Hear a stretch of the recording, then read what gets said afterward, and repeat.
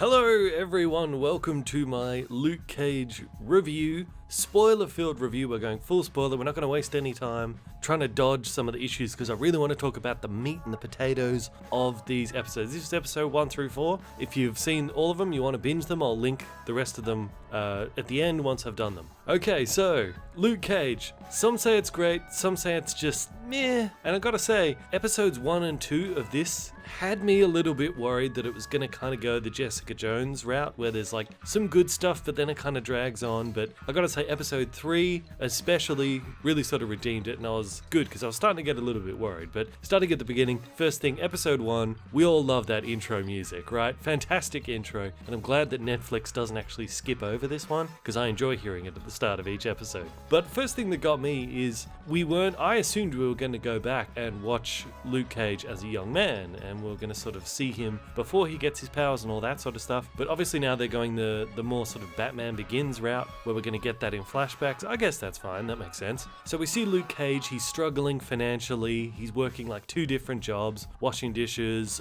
working at the barber shop, all the rest of that. Did kind of strike me that why doesn't he just get a job as a bouncer? Because if he's got his powers, he'd be a really good bouncer. Presumably he could go work for, a higher up sort of club or something. And I don't know how much money bouncers get made, but I'm sure Luke Cage could make quite a bit because obviously he's not going to get hurt. Doesn't have to give away that he's got superpowers, but come on, it's just easier jobs you can get, Luke Cage. But it does a good job of sort of setting up where he is in his life. But I gotta say, the highlight for me of the episode was the fight where he beats up those dudes who were like collecting protection money from that Korean couple that is where he lives, like just above there. And that was a fantastic fight, especially when the dude throws the punch, hits Luke Cage, the guy's wrist breaks, and you see the bone stick out through the skin. Ouch. Man, that was good though. That was really good. But yeah, maybe kind of a little bit of a mediocre episode. Didn't really start with a bang I was hoping for, but fair enough. But now we get into episode 2 and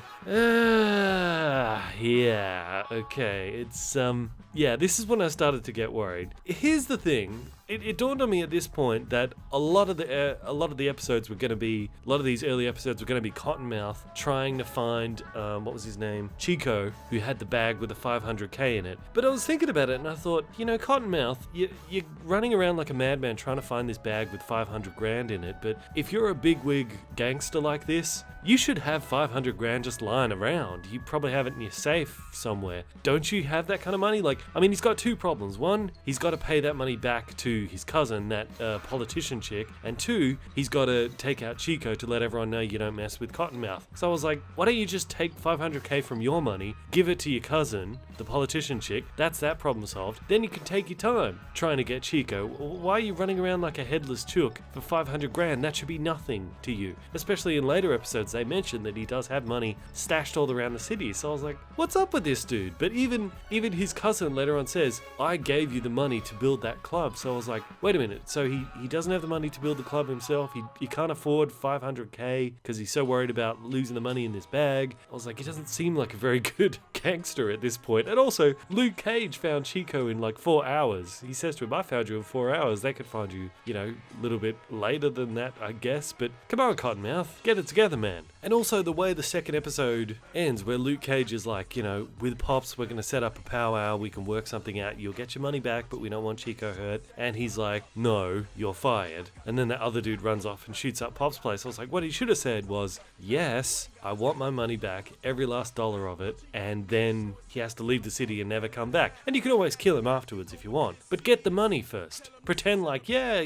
I'll let him live and get the money. Don't say no, because then you never see the money again. Come on, Cottonmouth, you're supposed to be smart, mate. But yes, it was quite sad when when Pops died, when he got shot up. I got the feeling he was going to kind of be there as the support sort of network for Luke Cage throughout the whole season, or if he was going to die, I figured he died like maybe in the last episode or something. So yeah, that was kind of surprising to see him go there, and I kind of expected that immediately Luke Cage would just Hulk out and just go into the club and just beat everyone up, which is what I was expecting in episode 3, which it kind of like, because they do that thing at the end of episode 2 where he's about to go into the club and there's the guy who has the gun at the back of his head and he gives him that speech. So I was expecting him to go Hulk at the end there and rip it out. But then the episode ends and you cut to the next episode and I was like, what?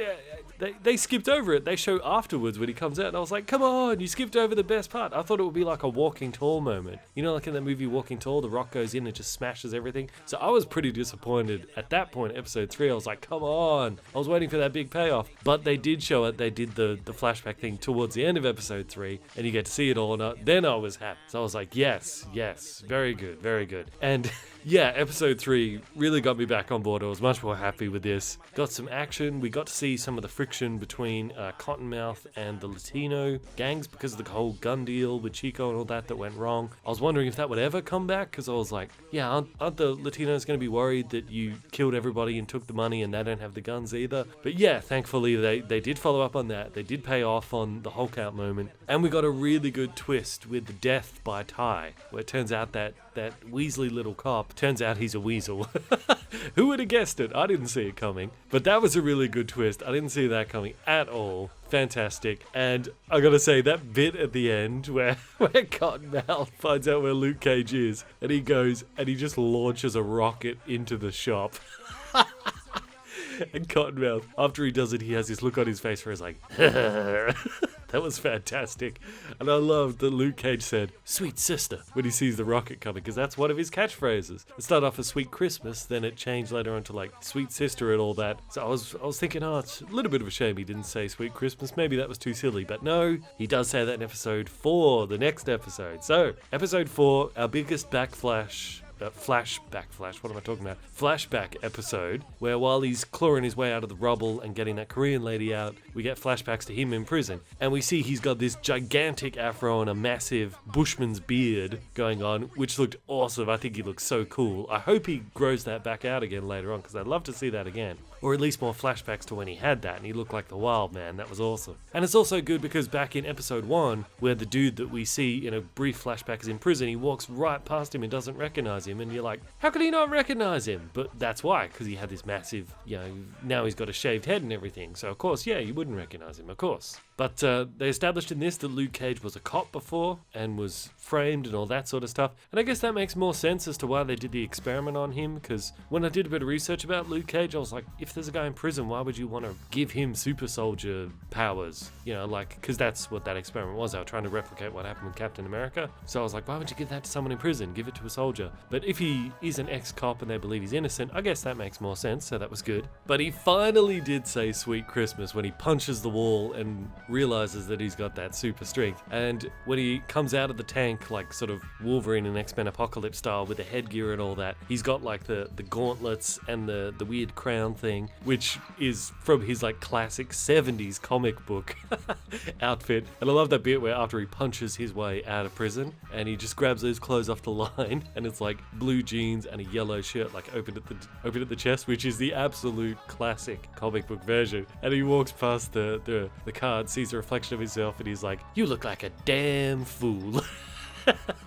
That was fantastic.